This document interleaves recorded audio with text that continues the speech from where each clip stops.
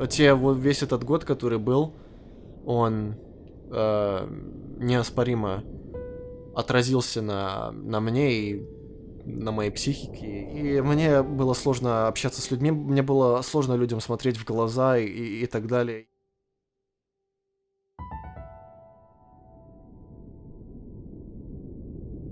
Я чувствовал, что я больше не хочу жить в этом мире.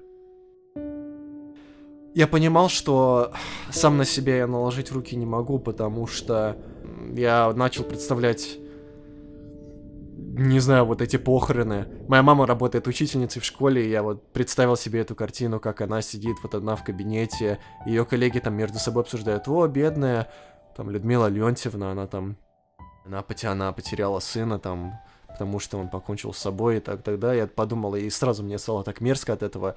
И да, я чувствовал, что я не могу это сделать.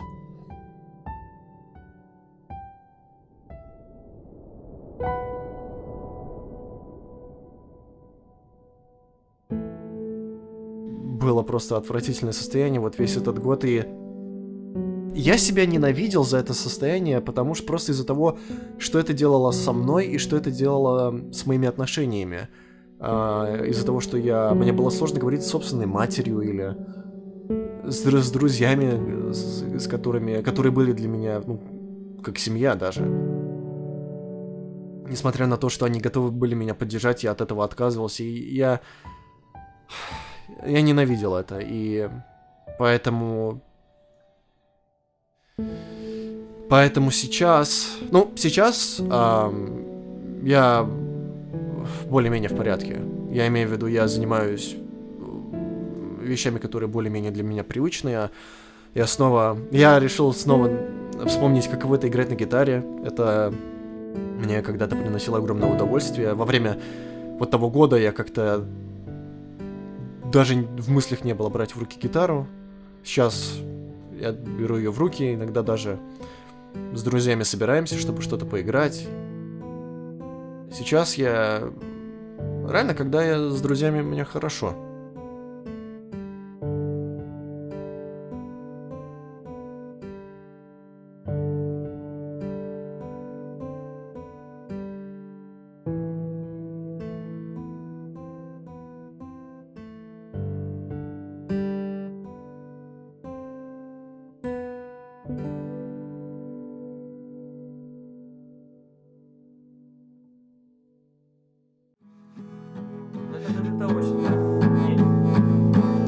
Что такое осень? Это небо, плачущее небо под ногами.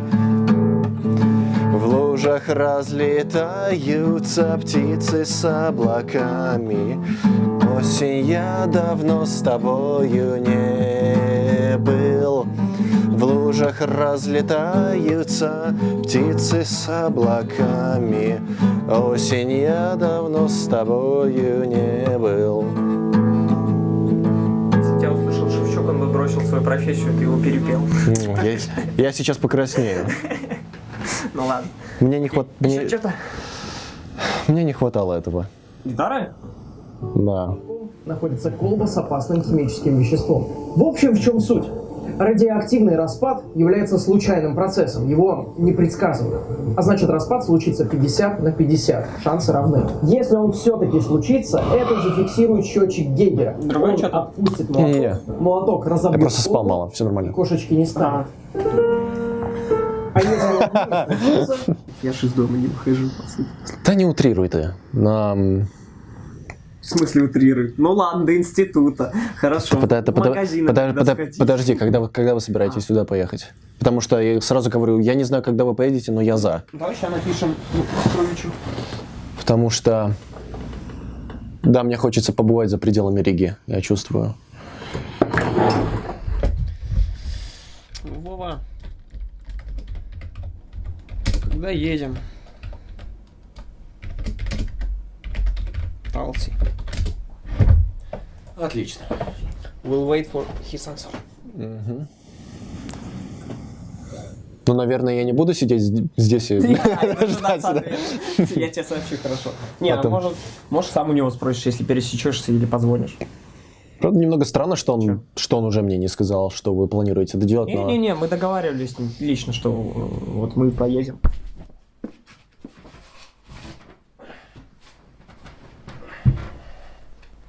Привет, говорить можешь? Да, могу. Отлично. Просто хотел поговорить. Я вчера виделся с Лешей. Вот мы с ним проводили время. В какой-то момент он мне сказал, что вы вроде договаривались поехать, устроить поездку. Да, именно в Талсе.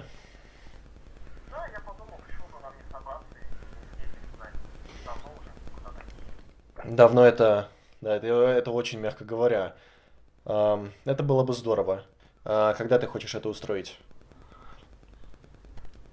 Я думаю, можно договориться на начало февраля. Так, начало февраля. Хорошо, тогда просто будем на связи и ближе к этому времени еще позвоним друг другу, договоримся.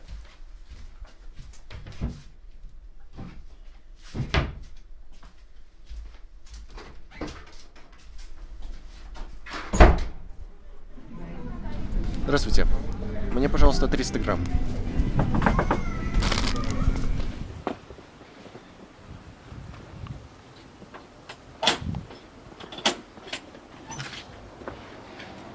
Привет. Привет, Сань. Зайти можно? Блин.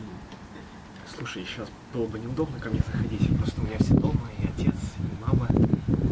Да, я не подумал об этом. Просто поговорить хотел. Что тогда? Не знаю, я могу, в принципе, переодеться, выйти. Хорошо, я подожду тогда. Отлично. Я вижу, ты неплохо справляешься. Я думал предложить свою помощь, Щетка одна. к сожалению. Того что? Я говорю, мне всегда было интересно, каково это быть птицей в такую погоду. Наверное, хреново. Погода все время меняется. Снег, то дождь, то снег, то опять дождь. Но за это мы любим нашу страну. Ну так. Вова, Да. печенье, Давай. держи. Твое любимое, не правда ли? Не сказать, что любимое. Я вообще вишневое варенье не сильно люблю. Притворюсь, что я не обиделся. Кстати, для меня так остается загадкой. Почему ты всегда покупаешь именно эти печеньки? Улыбка на их лице многое для меня значит. Что ж, символично. Пожалуй. Еще печенье? Нет, спасибо. Мне больше достанется. Но лучше, чем в городе, согласись. Свежий воздух, природа. А что, куда теперь? Зачем мы сегодня вообще встретились? О чем ты хотел поговорить? Я имею в виду, это так важно. Просто встретиться, хорошо провести время. Как всегда. Ну, мы как бы вроде договаривались уже, что встретимся по поводу поездки в феврале, а еще как бы время не пришло. Захотелось. Я имею в виду... Я не знаю, просто хотел встретиться, провести время, как мы это всегда делали раньше.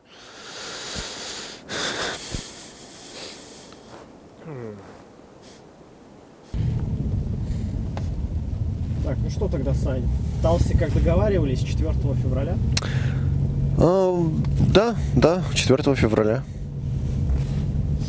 Там я тогда тебя заберу, где обычно, в центре, на заправке. Да, место встречи изменить нельзя. На той самой заправке.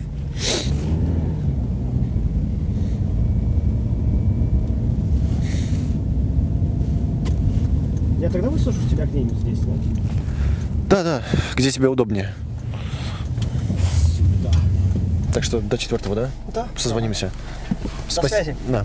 Спасибо, что подвез.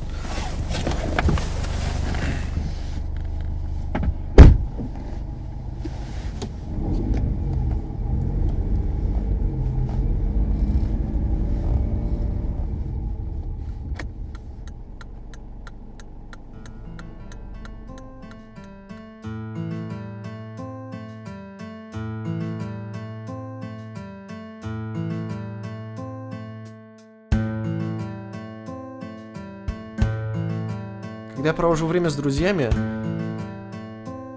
и мы все вроде как улыбаемся, смеемся и так далее, весело проводим время, я чувствую какую-то связь и так далее. И когда встреча заканчивается, я иду домой. В какой-то момент это произошло, и когда мне в голову пришла эта мысль, я думал, возможно ли вернуться в это состояние. Намеренно. Я понимаю, что я не могу это сделать.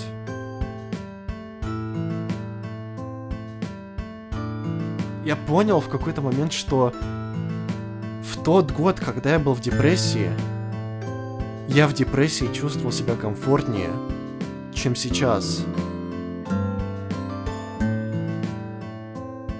Это звучит так эгоистично и ужасно, но в отличие от того прошлого времени, я не могу это чувство пустоты сейчас оправдать.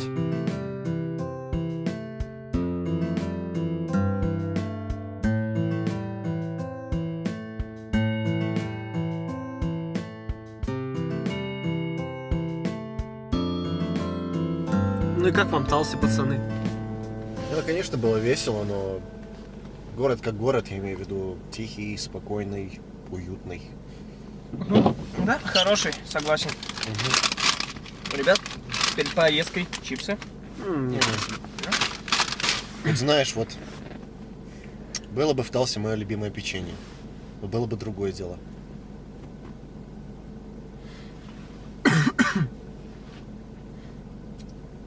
Ну ладно, поехали.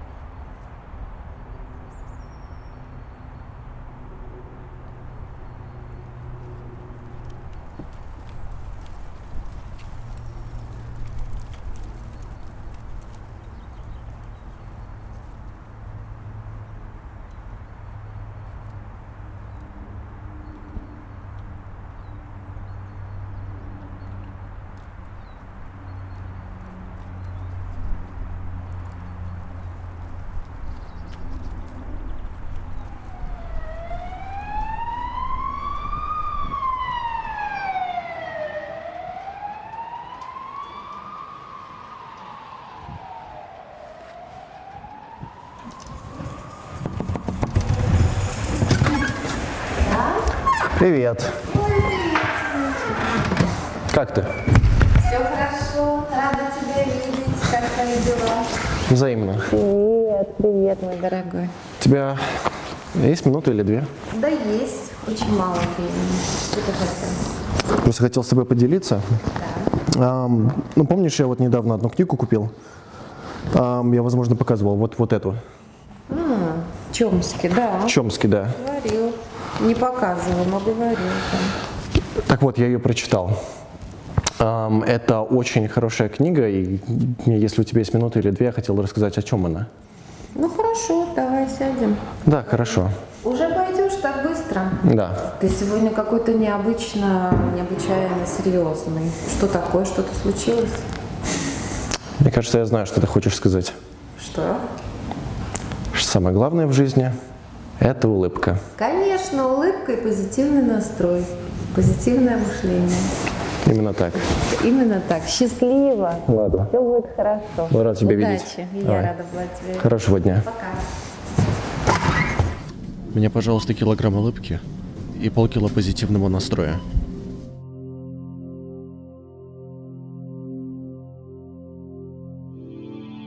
А мне кажется, что это состояние действительно можно сравнить с тучами и с погодой. Мы не можем управлять погодой.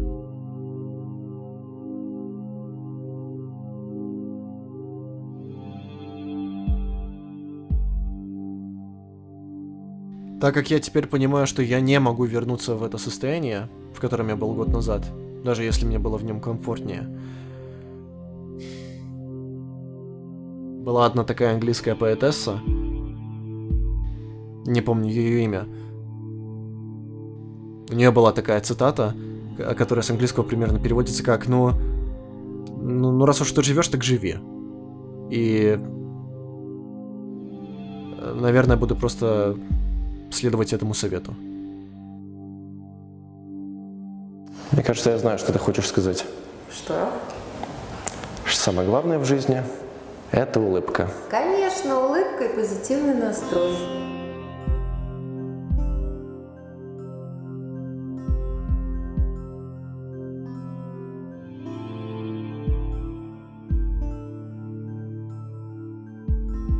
Для меня так остается загадкой.